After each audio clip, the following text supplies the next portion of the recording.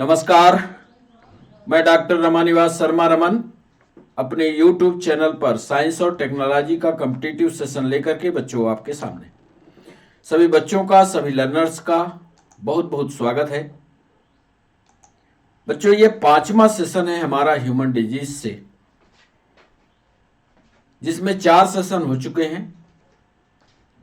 Bacteria से उत्पन्न होने वाले रोग, वायरस से उत्पन्न होने वाले रोग। आज के सेशन में जो थ्योरेटिकल डिस्कशन करेंगे उसमें फंजाई से होने वाले रोगों के बारे में बताएंगे। कौन कौन से ऐसे प्रमुख फंजाई हैं जो रोग फैलाती हैं और रोग फैलाने के बाद उनका निदान कैसे होता है, इसका भी डिस्कशन आज के थ्योरेटिकल सेशन में हम करेंगे। रोज की तरह 5 सवाल होंगे। उन 5 सवालों का एक कंप्लीट डिस्कशन भी सेशन में होगा। 5वां जो ये पार्ट है हमारा, ये MPPEB स्पेशल है। चैनल को सब्सक्राइब करना, चैनल को लाइक करना, चैनल को शेयर करना, ये आपकी जिम्मेदारी है। और बच्चों, आज 26 जनवरी है। 26 जनवरी यानी गणतंत्र दिवस। गणतंत्र दिवस की आप सबको ढेरों शुभकामनाएं। आप खुश रहें, प्रसन्न रहें, प्रगति के पथ पर बढ़ते रहें। इन्हीं शुभकामनाओं के साथ चले सेशन के थ्योरेटिकल सेशन पर।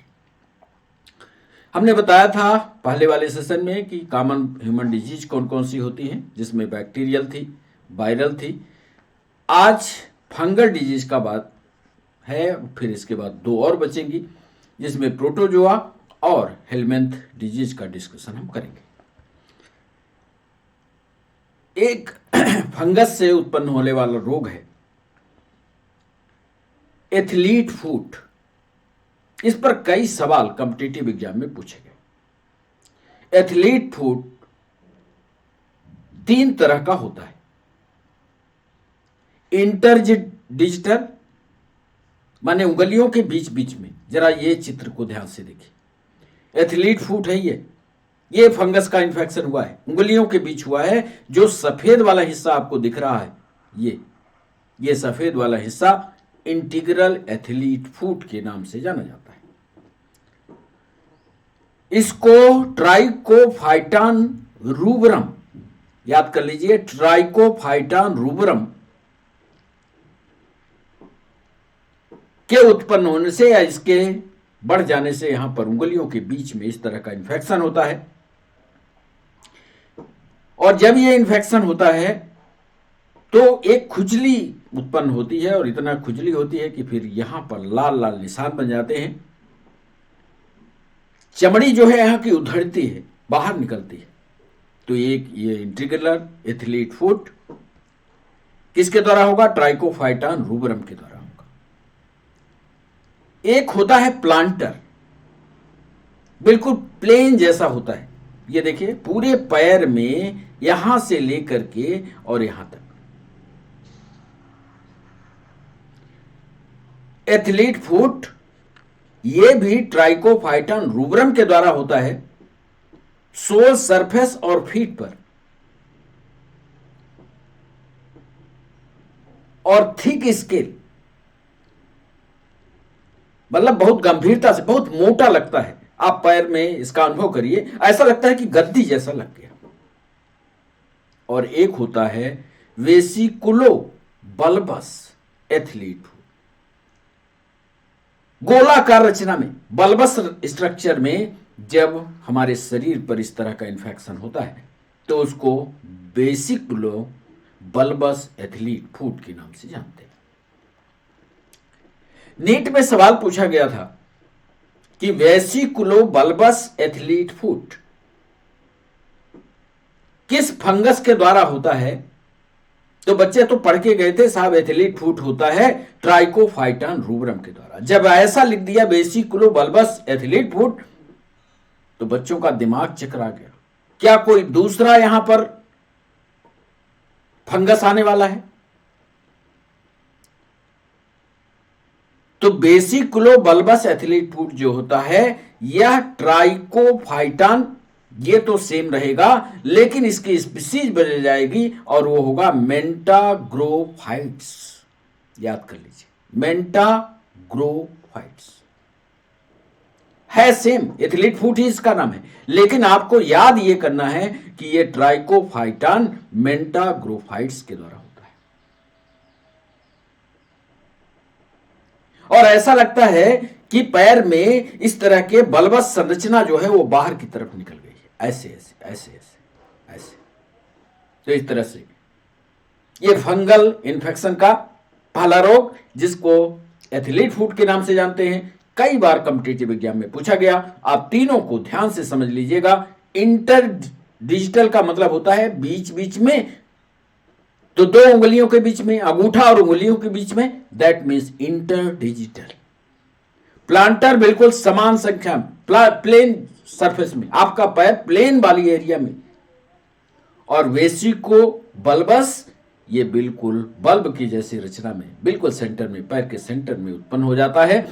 इन दोनों को, इंटर डिजिटल और प्लांटर, इनको तो ट्राइकोफाइटान रूबरम ही फैलाते हैं, लेकिन वेसिकुलोबल्बस एथलीट फूड जो है ट्राइकोफाइटान मेंटाग्रोफाइट्स के द्वारा फैलता है।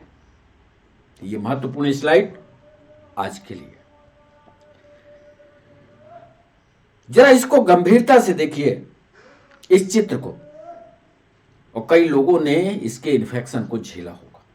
यह भी एक इन्फेक्शन है, यह भी एक इन्फेक्शन है, सेम जीनस का है दोनों इस इन्फेक्शन। इस इन्फेक्शन में ये चमड़ी निकल रही है, यहां पर चमड़ी निकल नहीं रही है, जरा ध्यान से देखो, लालिमा भर गई है, छोटे छोटे बल्बस स्ट्रक्चर्स आ गए हैं, थोड़ा अंतर है। Patient usually first notice an infection when skin start to itch and feel sore। ये तब महसूस होता है जब मनुष्य को या रोगी को ये पता लगता है कि उसके उंगलियों के बीच में या पैर वाले हिस्से में इचिंग होने लगी, खुजली होने लगी, और ऐसा घाव जैसा महसूस करता है। Then it starts to crack the peel. Recurrent itching, rashes and peeling skin on the base of foot, and all common and noticeable symptoms athlete foot। सभी में करीब करीब एक ही जैसा होता है, लेकिन अंतर सिर्फ देखने का होता है। देखो, इसकी चमड़ी निकल गई, लेकिन यहां भी उसी तरह की फीलिंग होगी, वहां भी खुजली होगी, वहां पर भी लालिमा होगी, लेकिन थोड़ा सा अंतर होगा। Because athlete food is fungal infection, it triggers inflammation in the body, is an attempt to fight the infection. The inflammation can make the feet look white and inflame. एक ये भी विशेषता है, ये तो खुजली होगी, इचिंग होगी, घाव बनेंगे, लेकिन इसकी ट्राइकोफाइटान की एक विशेषता यह है कि जब यह आक्रमण करेगा तो पूरा पैर सूजता है, इन्फ्लेमेशन हो जाता है, सूजा हुआ पैर समझ में आता है। आप समझ जाइए यही। और जब खुजला देते हैं तो इससे जो मवाद निकलता है उसकी जो स्मेल होती है बहुत गंदी होती है, unpleasant smell, tinning and beeping. It is not uncommon for those who have contracted athlete foot to experience a range of tactile symptoms, including tingling and stinging. The infection often causes unpleasant odor as well as tears in the skin that are oozing liquid. ये infection मान लीजिए हो गया, और infection होने के बाद फोड़ा जैसी एक रचना बन गई। अब ये फोड़े जैसी रचना, इसी के अंदर, इस फोड़े जैसी रचना के अंदर ट्राइकोफाइटान की सारी जातियां इसी में घुसी होती हैं, और जब ये फोड़ा बाहर की तरफ फूटता है तो जो मवाद निकलता है वो अनप्लीजेंट होता है। तो इसको पढ़ लीजिए, ये इसके सिम्टम्स है। एक और रोग, यह भी फंगस के द्वारा होता है, कैंडिडियासिस। फिर से नाम पढ़ लीजिए, कैंडिडियासिस एक फंगल इन्फेक्शन है। ये जो है कैंडिडा एब्लिकेंस, याद करिए कैंडिडा एब्लिकेंस, ये महत्वपूर्ण फंगस है जो इस कैंडिडियासिस के लिए जिम्मेदार है और मनुष्य को अपना होस्ट बनाता है। होता क्या है जरा देखिए, दांत में, दांत वाली एरिया में और यहां वाली एरिया में, देख रहे हैं, ये है कैंडिडियासिस। एब्लिकेंस यूनिसेलुलर होता है, ओवल शेप होता है, डिप्लॉयड फंगस है, typically live in the harmless commensals in the gastrointestinal and genitourinary tract and are found in over 70% of population। पता है, इस तरह का इन्फेक्शन भारत के या दुनिया के 70% लोगों के पास होता है। ये कॉमन है कैंडिडियासिस।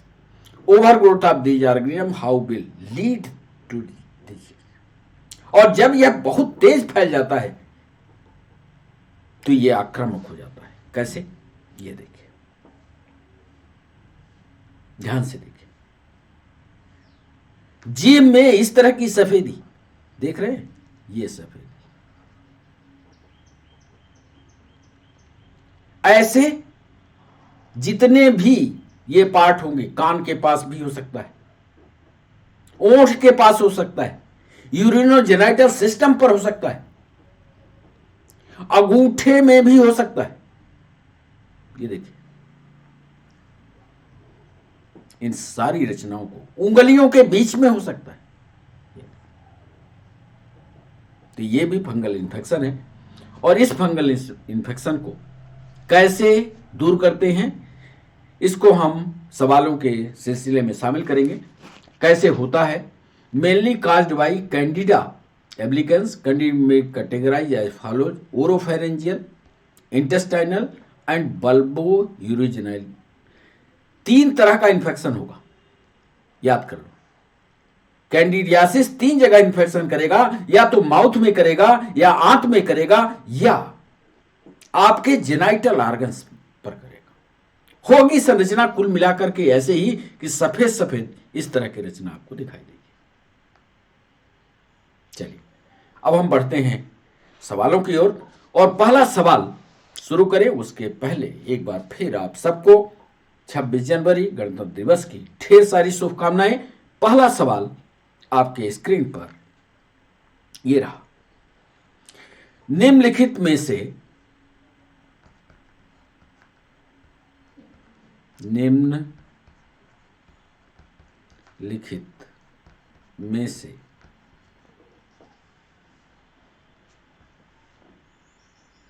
कौन सा एक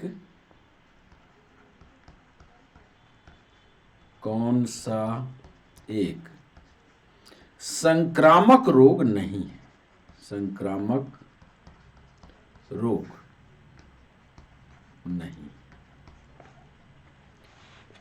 कुछ रोगों का नाम हम लिखेंगे, उसमें आपको बताना है कि कौन सा है जो इन्फेक्शियस नहीं है, संक्रमण से नहीं होता, मतलब एक दूसरे के फैलाने से नहीं होता।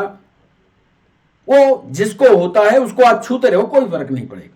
आपको यही बताना है कि निम्नलिखित में से कौन सा एक संक्रामक रोग नहीं है। ए ऑप्शन, क्या टाइफाइड? बी ऑप्शन, क्या खसरा या मिजल्स? सी ऑप्शन, क्या मलेरिया? और डी ऑप्शन, क्या सूखा रोग या रिकेट्स?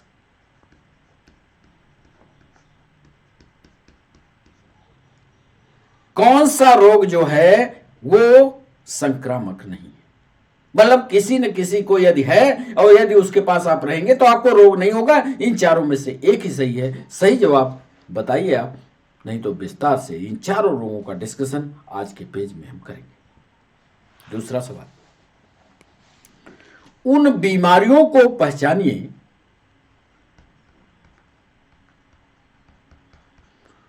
उन बीमारियों को पहचानिए जो वायु बहित हैं, जो वायु बहित मतलब जिनका इन्फेक्शन जो है हवा के द्वारा होता है, बाय मीन्स ऑफ एयर होता है, उन बीमारियों को पहचानना है आपको। पहले लिख रहे हैं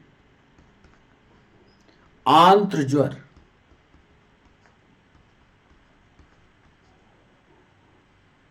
या इसी को टाइफाइड भी बोलते हैं, टाइफाइड। दूसरा ऑप्शन दे रहे हैं यक्षमा, ये आपने पढ़ा होगा। तीसरा दे रहे हैं निमोनिया, और चौथा दे रहे हैं एड्स। उन बीमारियों को पहचानना है जो वायु बहित है। क्या वो टाइफाइड है, क्या यक्षमा है, क्या निमोनिया है, क्या एड्स है?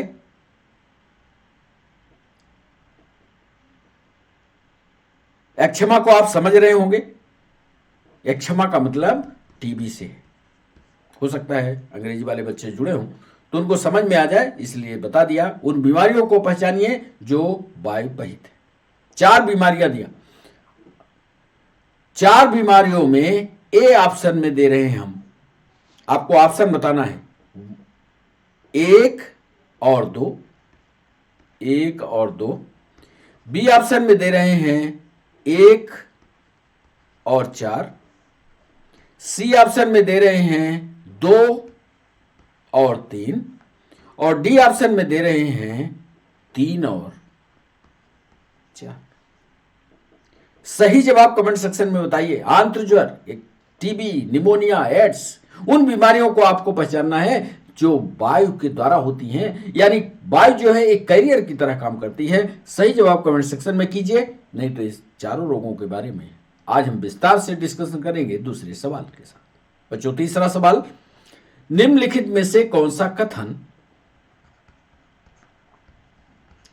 निम्नलिखित में से कौन सा कथन एंटीबायोटिक्स के बारे में, एंटीबायोटिक्स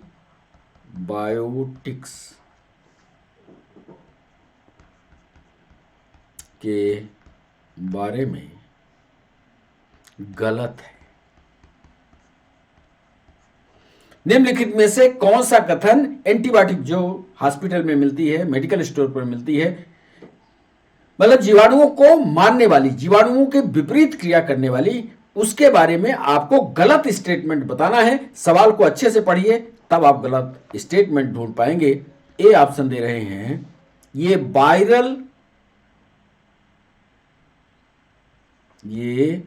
वायरल इन्फेक्शन के विरुद्ध,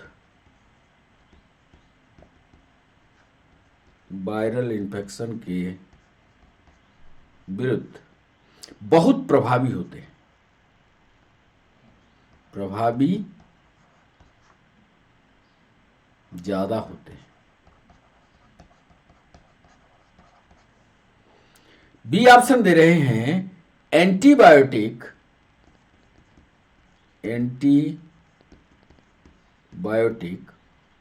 जीवित जीवों से प्राप्त होते हैं, जीवित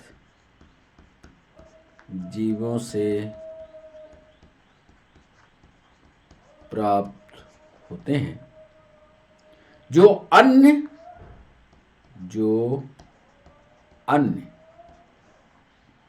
सूक्ष्म जीवों के विकास को, सूक्ष्म जीवों के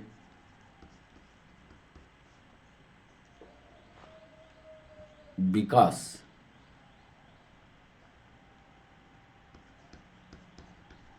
को रोकते हैं।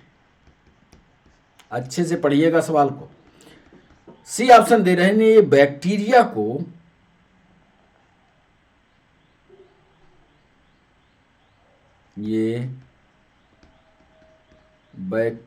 को सेल वॉल बनाने से रोकते हैं। कोशिका भित्ति सेल वॉल बनाने से रोकते हैं। और अंतिम ऑप्शन दे रहे हैं ये जैव रासायनिक मार्गों को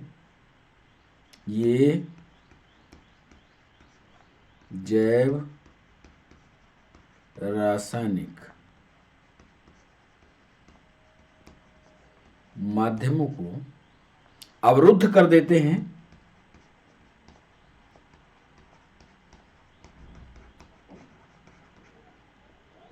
जो बैक्टीरिया के लिए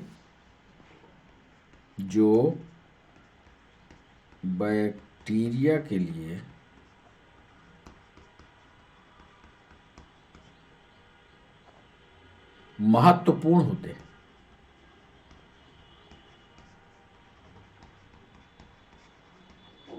फिर से ऑप्शन, एंटीबायोटिक के बारे में गलत चीज आपको बतानी है। वायरल इंफेक्शन के विरुद्ध प्रभावी ज्यादा होते हैं। एंटीबायोटिक जीवित जीवों से प्राप्त होते हैं जो अन्य सूक्ष्म जीवों के विकास को रोकते हैं। ये बैक्टीरिया को सेल वॉल बनाने से रोकते हैं। ये जैव रासायनिक माध्यमों को अवरुद्ध कर देते हैं। जैव रासायनिक मार्गों को, माध्यमों की जगह मार्गों पढ़िएगा, मार्गों को अवरुद्ध कर देते हैं जो बैक्टीरिया के लिए महत्वपूर्ण होते हैं। चारों में से एक ऑप्शन इसमें से गलत है। एंटीबायोटिक के बारे में गलत है। सही जवाब कमेंट सेक्शन में कीजिए। चौथा सवाल आज के सेशन का, मानव शरीर में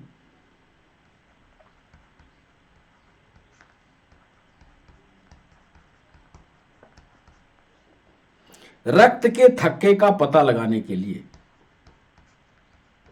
रक्त के थक्के का पता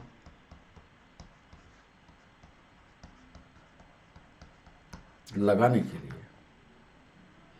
एक ट्रेसर के रूप में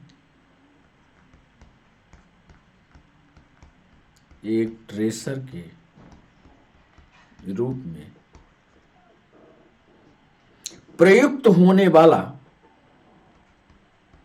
पीएनएसटी का सवाल है ये, प्रयुक्त होने वाले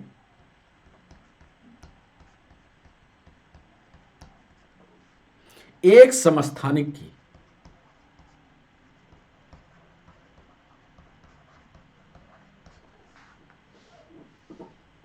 आइसोटोप की पहचान कीजिए। मानव शरीर के रक्त के थक्के का पता लगाने के लिए एक ट्रेसर एलिमेंट होता है, एक ट्रेसर आइसोटोप होता है। उसकी पहचान आपको बताना है या उसका नाम आपको बताना है। ए है यूरेनियम 235।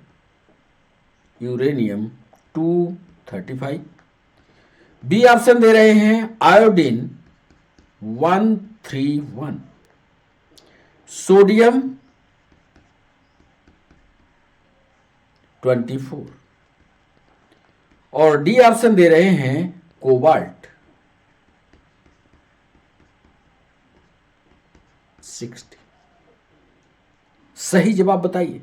ट्रेसर एलिमेंट के रूप में इस्तेमाल होता है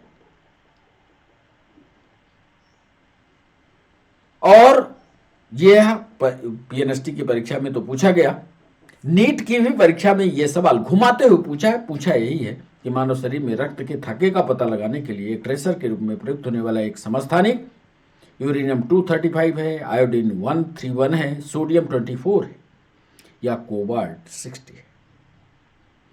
सही जवाब कमेंट सेक्शन में कीजिए और नहीं बनेगा तो सबका डिस्कशन हम इसमें करेंगे। 5वां सवाल और आज के सेशन का अंतिम सवाल, एक डॉक्टर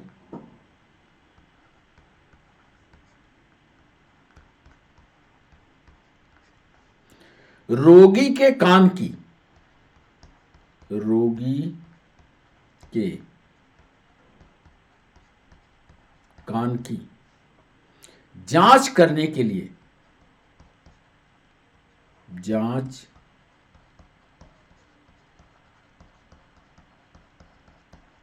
करने के लिए एक डैश डैश डैश का उपयोग करता है।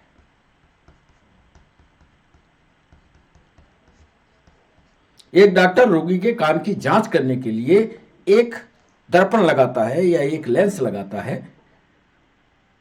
क्या उपयोग करता है, ये ऑप्शन में हम आपको दे रहे हैं। क्या वह अवतल दर्पण है,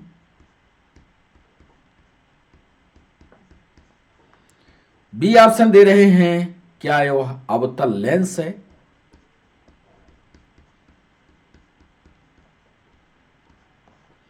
सी ऑप्शन दे रहे हैं क्या वह उत्तल दर्पण है, और डी ऑप्शन दे रहे हैं क्या वह उत्तल लेंस है। सही जवाब कमेंट सेक्शन में कीजिए। कौन सा वो लेंस है या दर्पण है जिसको डॉक्टर कान के अंदर लंबी दूरी तक देख पाएगा, क्योंकि कान तिरछा होता है। सही जवाब कमेंट सेक्शन में कीजिए, नहीं तो इसका भी डिस्कशन हम आज के सेशन में करेंगे। तो बच्चों चलें पहले सवाल पर, और पहले सवाल का थ्योरेटिकल डिस्कशन करते हैं। यह जरूर हिसाब लगाया करिए कि आपने कितने 5 सवाल में से कितने सवालों को सही किया। हम एक सवाल के साथ कोशिश करते हैं कि और जो पूछे गए सवाल हैं 4-5 सवाल और डील करें, इसलिए ऐसे सवाल लाते हैं। निम्नलिखित में से कौन सा एक संक्रामक रोग नहीं है? इसका सही जवाब होगा सूखा रोग। किसी को भी सूखा रोग हो या जिसको रिकेट्स कहते हैं, उसके पास आप खड़े हो जाइए, आपको सूखा रोग नहीं होगा। लेकिन ये टाइफाइड है, खांस कर आपको दे देगा। खसरा है तो उसके शरीर के टच से आ जाएगा। मलेरिया है तो मच्छर से आ जाएगा। लेकिन सूखा रोग ऐसा है जो संक्रामक नहीं है। आइए विस्तार से इसकी बात को समझ। संक्रामक रोग की परिभाषा पहले दे दें। पहले पॉइंट में संक्रामक, पीएससी में यह परिभाषा लिखाई गई। संक्रामक रोग वह रोग है, वह रोग है जो किसी न किसी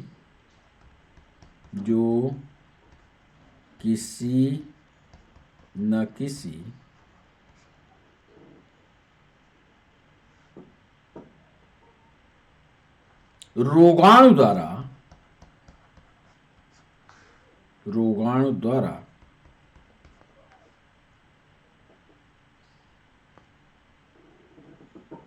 संक्रामक रोग वह रोग है जो किसी न किसी रोगाणु द्वारा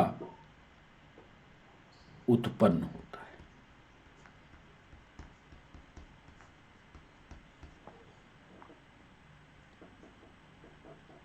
अब ये रोगाणु कौन कौन से हो सकते हैं, उधर हमने लिस्ट 5-6 की बनाई है पहले पेज पर। जैसे प्रोटोजोआ,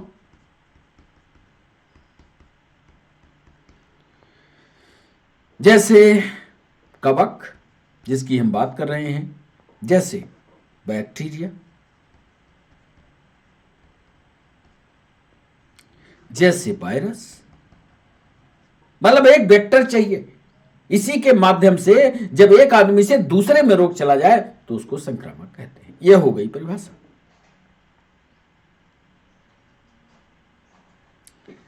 संक्रामक रोगों की एक विशेषता है, संक्रामक रोग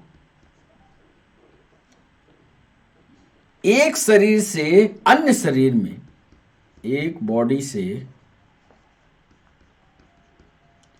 अन्य बॉडी में फैलने की क्षमता रखते हैं।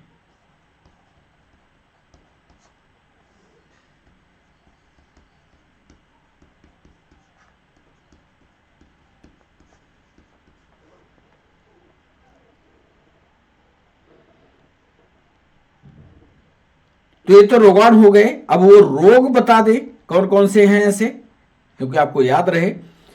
वो रोग हो सकता है मलेरिया, वो हो सकता है टाइफाइड, वो हो सकता है चेचक, और वो हो सकता है इन्फ्लुएंजा। इसके अलावा और भी। तो संक्रामक रोग एक बॉडी से दूसरी बॉडी में बड़ी जल्दी जल्दी ट्रांसफर हो जाते हैं, क्षमता रखते हैं। मलेरिया, टाइफाइड, चेचक, इन्फ्लुएंजा। अब जो नहीं है वो कौन सा रोग है, इसका थोड़ा सा विवरण एमपीएसआई ने पूछा था, उसको बता देते हैं। सूखा रोग, सूखा रोग, या इसी को रिकेट्स कहते हैं। रिकेट्स, आपकी किताब में रिकेट्स लिखा हुआ है। रिकेट्स हड्डियों का रोग है, ध्यान दीजिए, हड्डियों का रोग है, जो प्रायः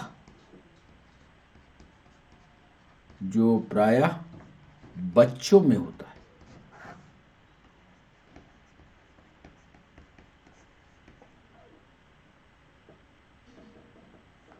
और एक सवाल में यह पूछा गया था कि सूखा रोग किस विटामिन की कमी से होता है, तो बच्चों 5वां पॉइंट लिख देते हैं कि सूखा रोग विटामिन डी की कमी से।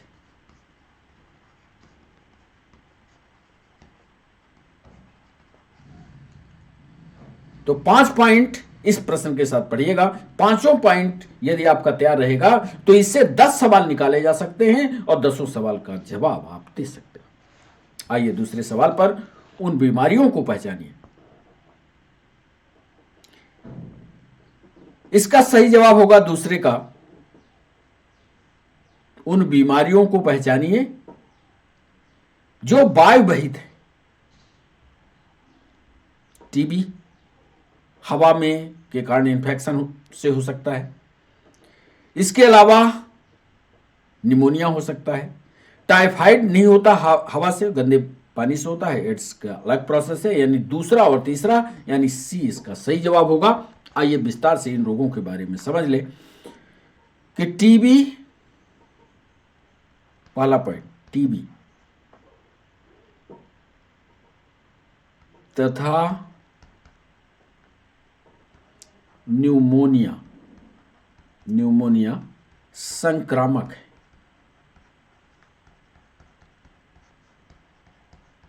इसको याद कर लीजिए, ये दोनों संक्रामक है। और होते किससे हैं, और बैक्टीरिया से होते हैं। ये भी सवाल पूछा गया, जो बैक्टीरिया से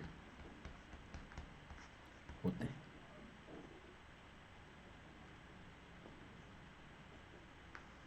अर्थात एक मनुष्य से दूसरे मनुष्य में जा सकते हैं। आइए दूसरा पॉइंट देखिए, ये कैसा सवाल पूछा।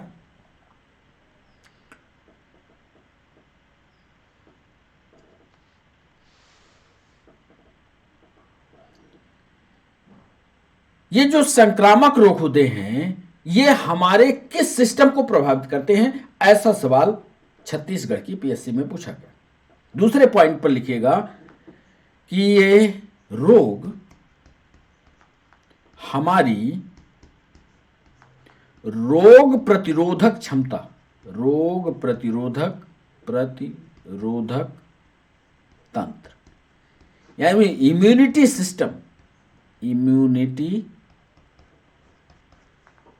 सिस्टम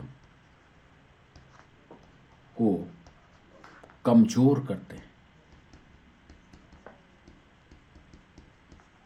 इम्यूनिटी सिस्टम को प्रभावित करेंगे।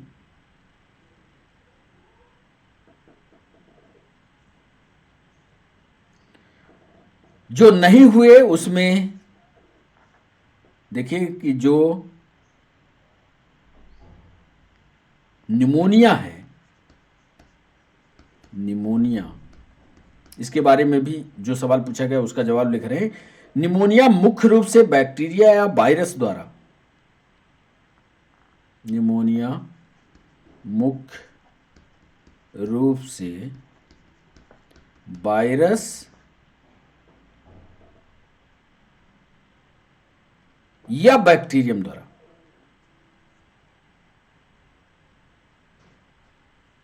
या बैक्टीरिया द्वारा फैलता है।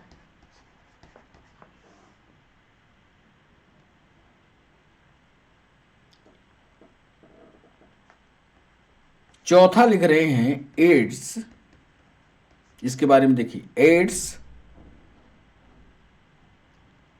संक्रमण के बाद की स्थिति है, संक्रमण के बाद की स्थिति है। क्यों हमने एड्स नहीं कहा? एड्स संक्रमण के बाद की स्थिति है जिसमें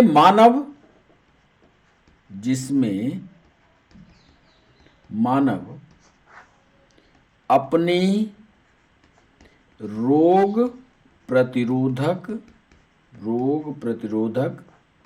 क्षमता खो देता है। लाइन टू लाइन याद कर लीजिएगा। एड्स संक्रमण के बाद की स्थिति है जिससे लंबे समय तक यदि एड्स रहा आया तो जो रोग प्रतिरोधक क्षमता है वो समाप्त हो जाएगी और जो भी बीमारी होगी वो तुरंत आपके शरीर में चली जाएगी।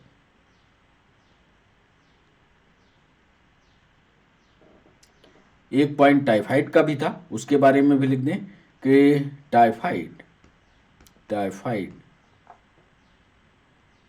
सैल्मोनेला टाइफी के द्वारा, सैल्मोनेला टाइफी द्वारा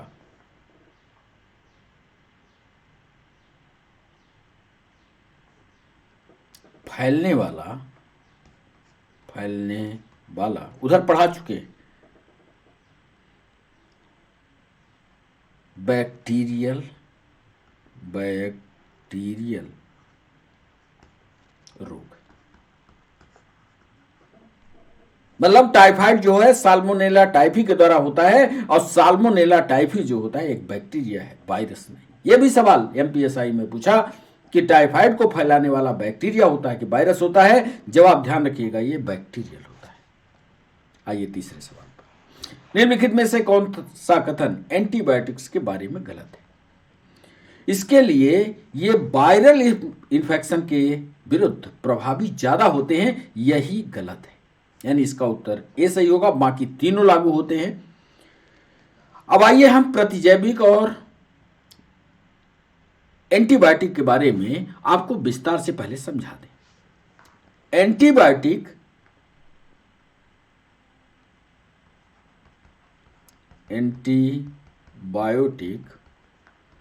एक प्रकार का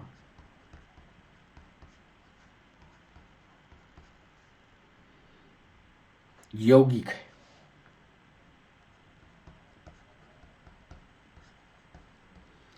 जो जीवाणुओं को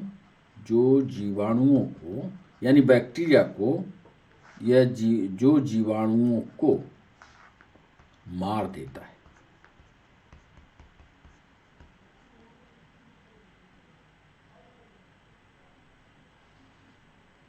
एक बात ये याद रखिए,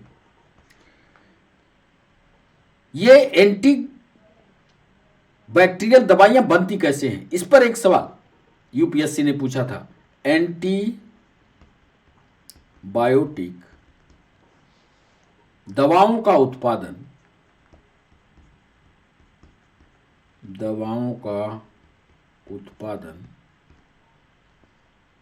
जीवित जीवों के जरिए होता है। जीवित, समझ लीजिएगा, जीवित, इसको अंडरलाइन कीजिएगा, जीवित जीवों के जरिए होता है।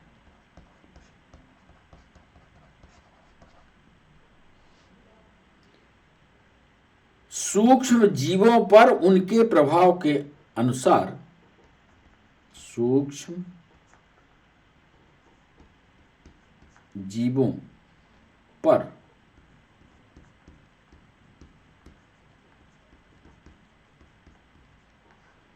उनके प्रभाव के अनुसार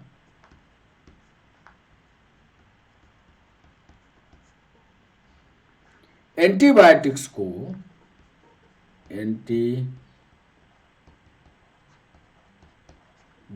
को मोटे तौर पर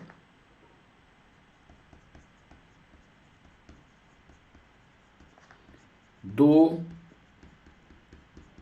भागों में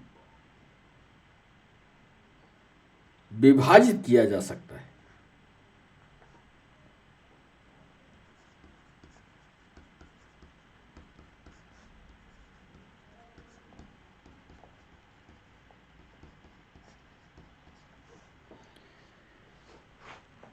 एक तो वो, पहले में देखिए, एक तो वो जो बैक्टीरिया को मार डालते हैं, बैक्टीरिया को मार देते हैं,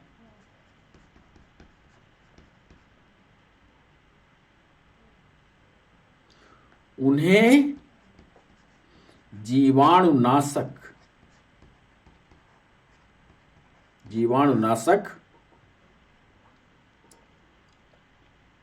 एजेंट कहा जाता है।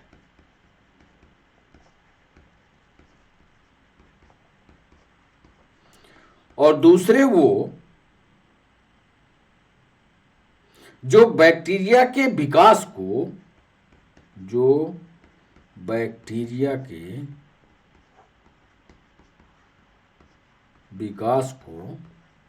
दुर्बल करते हैं।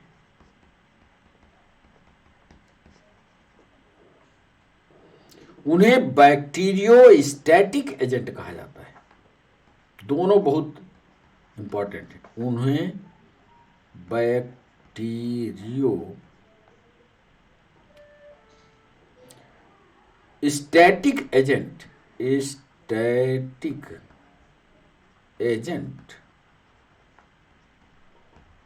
कहा। एंटीबायोटिक जो होता है बच्चों, एक प्रकार का यौगिक है जो जीवाणुओं को निपटाता है। एंटीबायोटिक दवाओं का उत्पादन जीवित जीवों के जरिए होता है। सूक्ष्म जीवों पर उनके प्रभाव के अनुसार एंटीबायोटिक को मोटे तौर पर दो भागों में बांटा जा सकता है। एक वो एंटीबायोटिक जो बैक्टीरिया को मार ही दे, जीवाणुनाशक है, और जो बैक्टीरिया के विकास को कम कर दे या दुर्बल कर दे, वो बैक्टीरियोस्टैटिक एजेंट के रूप में जानी जाती है। दोनों को पढ़े रहिएगा, दोनों पर ऑब्जेक्टिव बन सकते हैं। बच्चों, चौथा सवाल, मानव शरीर में रक्त के थक्के का पता लगाने के लिए एक ट्रेसर का इस्तेमाल होता है और उसका सही जवाब होगा सोडियम 24।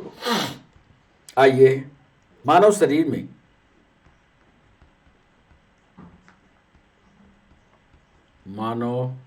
में रक्त के थक्के का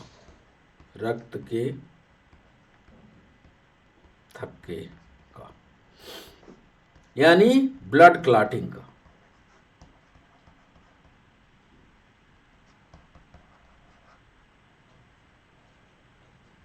क्लॉटिंग का पता लगाने के लिए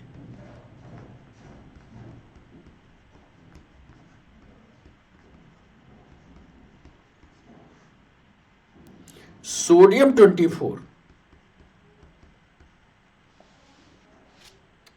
एक आइसोटोप का उपयोग किया जाता है। ब्लड क्लॉट को पता करना हो तो सोडियम 24 का इस्तेमाल किया जाता है। बच्चों, आज के सेशन का अंतिम सवाल, एक डॉक्टर रोगी कान की जांच करने के लिए क्या लगाता है? एक अवतल दर्पण लगाता है, एक अवतल लेंस लगाता है, उत्तल दर्पण लगाता है या उत्तल लेंस लगाता है? सही जवाब है इसका कि यह अवतल दर्पण लगाता है। कैसे? ये देखिए, डॉक्टर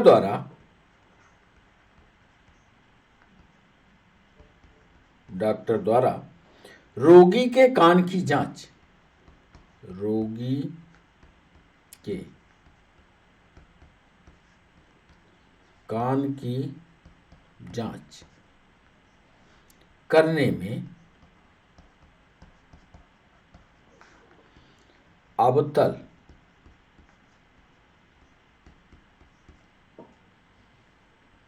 दर्पण का इस्तेमाल होता है।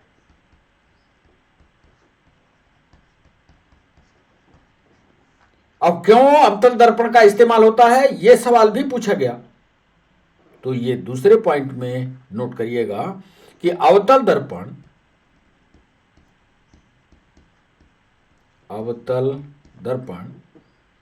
वस्तु का बड़ा एवं सीधा प्रतिबिंब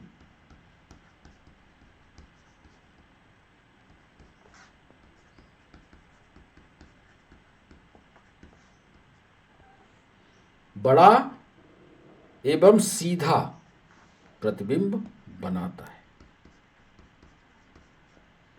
मान लीजिए कान में वो मशीन डाली गई या कान में ये शीशा लगाया गया अवतल दर्पण, तो वो क्या करेगा, वस्तु को बड़ा कर देगा, क्योंकि अंदर हड्डियां जो होगी मैलियस, इनकस, स्टेपीज, उनको देखना है या इसके रास्ते को देखना है, तो जो भी साइज होगी उससे बड़ा दिखाई देगा, हमारी आंखों को स्पष्ट दिखाई देगा।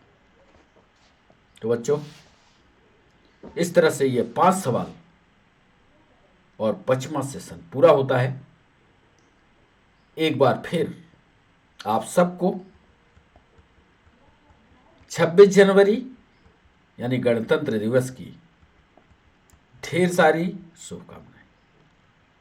Wish you all a very happy Republic day. आप हमारे साथ जुड़े, इसके लिए सभी बच्चों का बहुत बहुत शुक्रिया।